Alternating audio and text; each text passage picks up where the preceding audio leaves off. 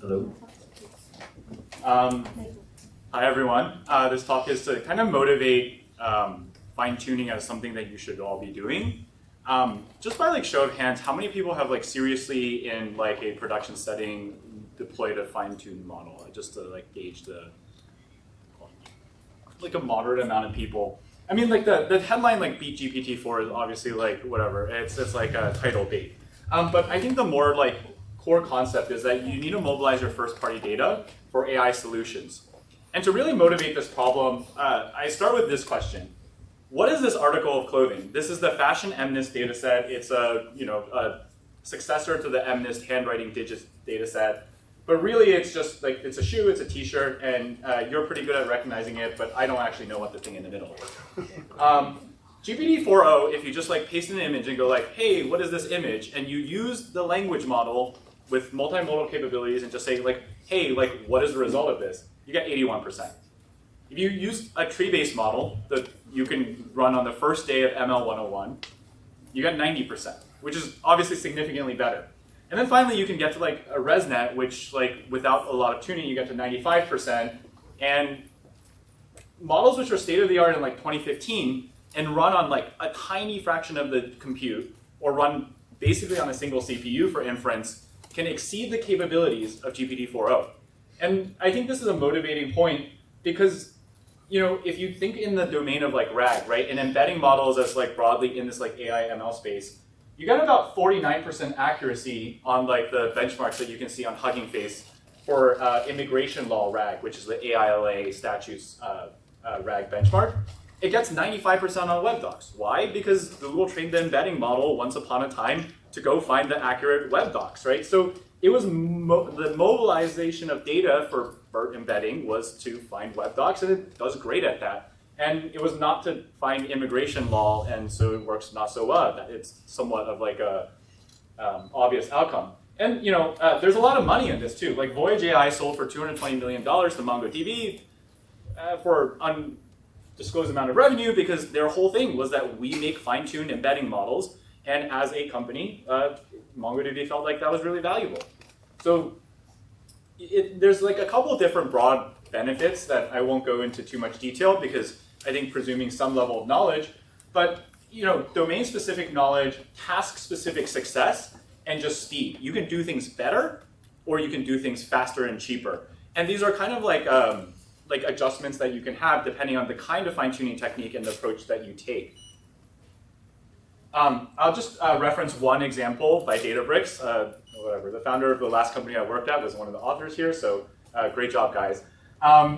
They took a Llama 8 billion parameter model, and they trained it to generate code diffs to fix code snippets.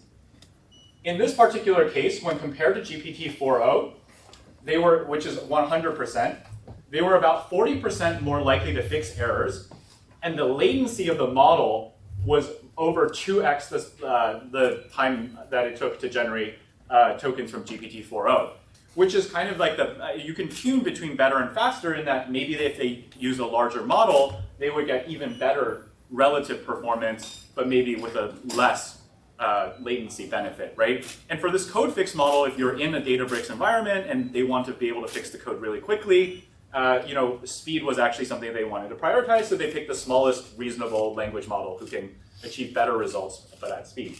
And so this is just really to motivate the idea that like it works, like it's been proven to work, and increasingly the state-of-the-art solutions and deployed software are based on fine-tuned models.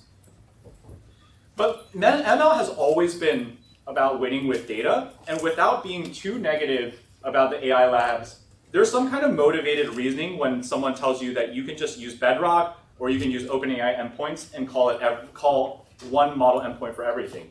And I think ads is a great ecosystem to analogize this by. Imagine if Facebook went out and said, we don't need to build an ML-based ads platform. Google Ads looks pretty good. We're just going to plug Google Ads into Facebook and serve all of our ads through their ML platform. That obviously doesn't work to make Meta a huge company, and that would have made Google a much bigger company. So really, like, the last piece of motivation is like, how many use cases have like moved from ML to LLMs? A few, but if you look at all the companies that are like telling you that you should call their endpoints, they're also all the ones spending billions on CapEx and model training, which kind of motivates the point that you should probably also be building these capabilities, especially if you work at a reasonable scale organization who is going to make a product moat off your fine-tuning.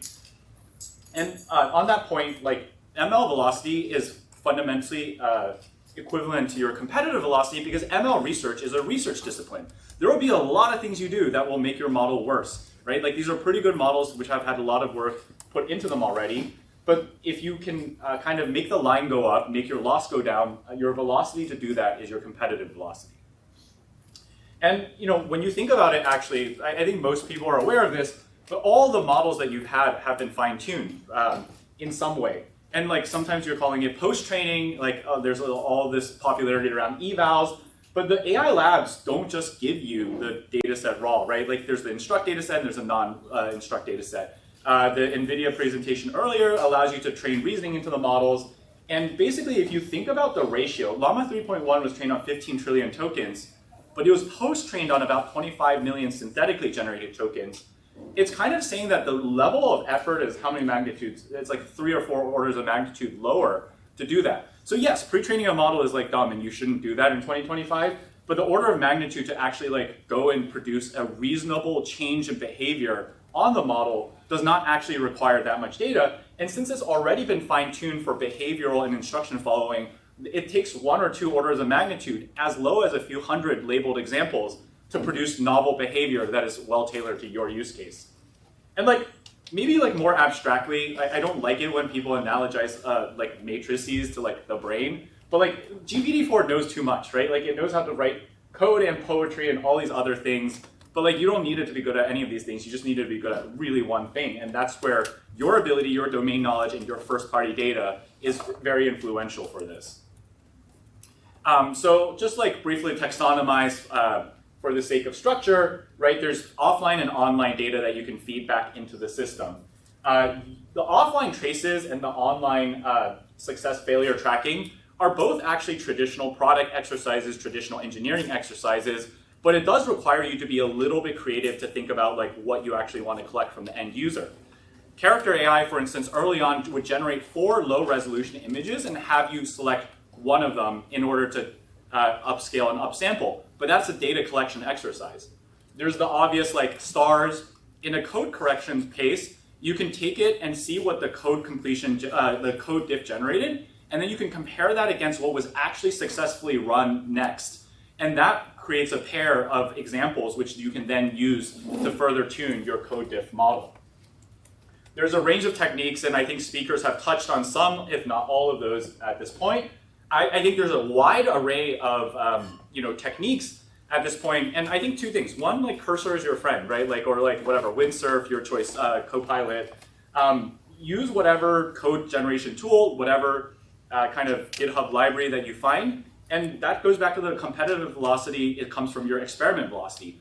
There is heterogeneity in the approaches and the techniques that are available to you, and so it's really important that you have the ability to kind of experiment against all of these techniques and kind of combine your various data traces that are collected and thoughtfully assembled with the state-of-the-art techniques to drive the feedback into the system.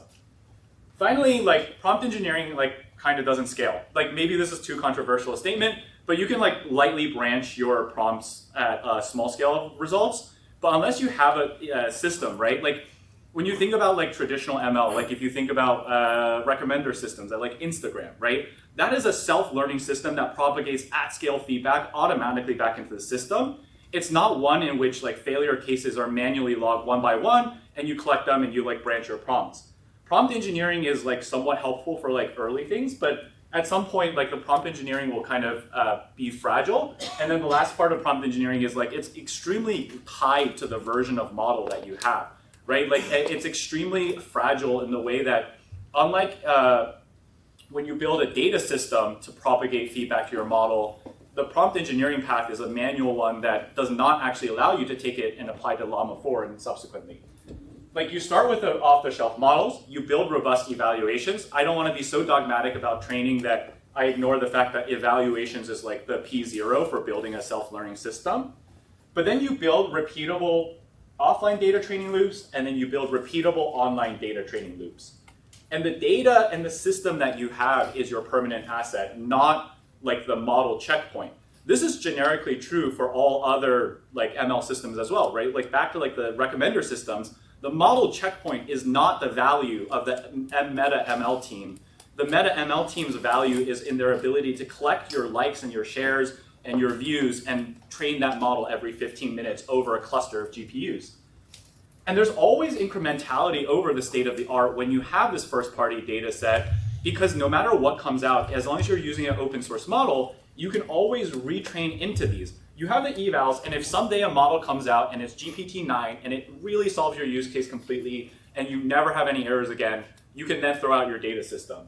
But until then, you have an evaluation to understand the relative performance. You have the categories that you have underperformed and overperformed on, and you have that data system to kind of tune it. So then you kind of have the ability to always improve over the state of the art with your data system.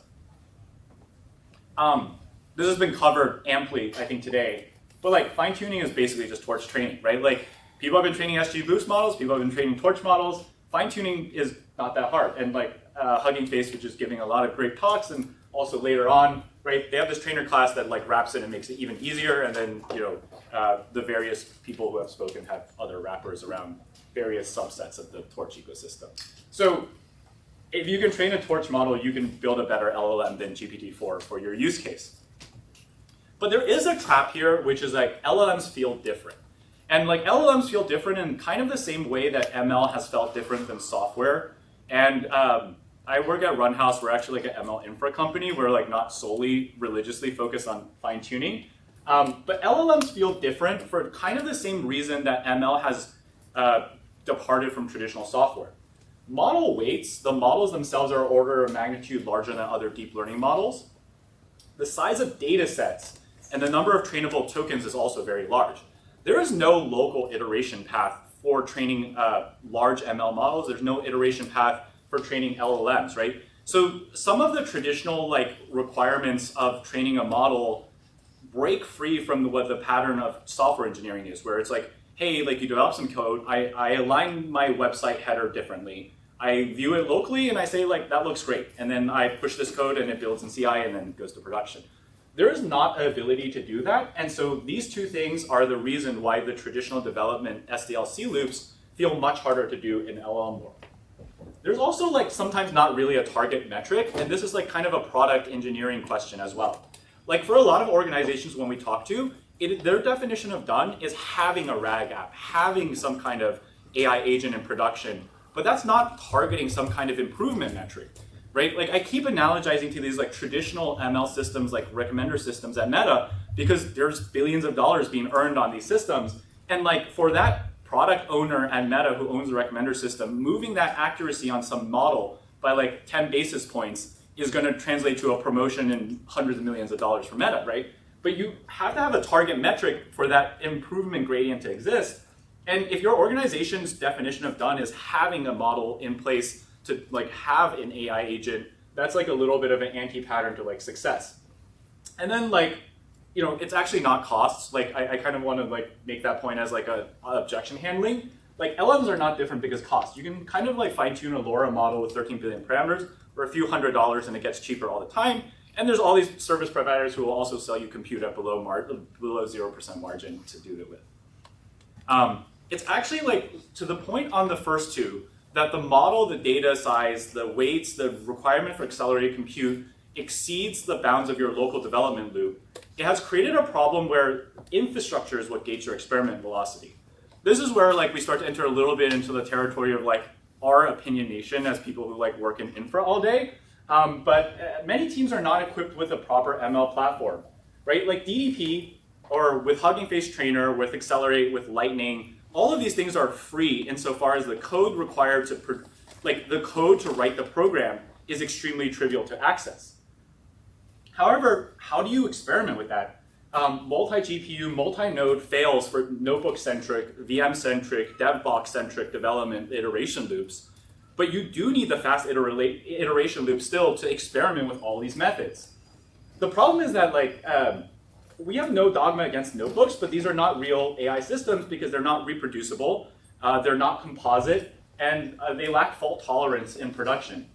When you develop through deployment, by contrast, which is what we also see a lot of, where instead of having these like not fault tolerant, not scalable, not reproducible systems, you said, okay, like well, I'll use Dockerize everything and I'll load my containers up and it will be perfectly reproducible. Unfortunately, you get this developed through deployment process where instead of viewing your website after you realigned it and then pushing it, in order to add a print statement to your program, whether it's an inference application or it's a training loop, you need to actually deploy the whole container through CI. 30 minutes to 3 hours later, it's finally live on your Kubernetes cluster and you can see the results. And like you need to go the full loop on a fine tuning, right? You have some data iteration, so you write the distributed data program to do the data pre-processing. Then you do the distributed training, which requires a couple loops of iteration. Then when you're done training, you need to deploy this as an inference application as well and do a couple loops of iteration there to make sure that your B version even runs as a B version before your experiment even starts. If all of those iteration loops require you to rebuild a Docker image for every single change, then you don't have a self-service path and it gates your experimentation velocity.